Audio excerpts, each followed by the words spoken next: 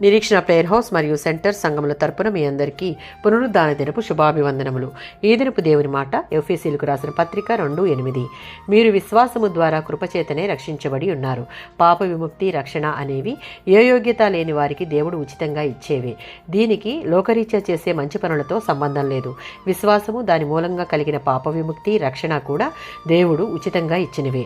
మనకు ఉన్న విశ్వాసం కూడా దేవుని ఉచిత కృపావరమే. మనసులో, హృదయంలో దేవుని కార్యం జరగకపోతే ఎవరూ క్రీస్తులో నమ్మకం పెట్టుకోలేరు.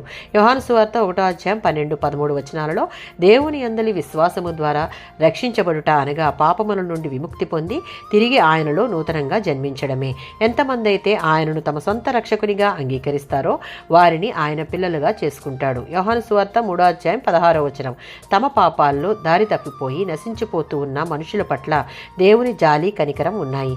ఆయన ప్రేమ కనుకనే ఆయనకు మన ఎడల ఉన్న ప్రేమను మాటల్లో కాక క్రియలలో తండ్రి అయిన దేవుడు తన ఒక్కగానొక్క కుమారుని ఇచ్చివేయట ద్వారా ఆ ప్రేమను రుజువు చేశాడు.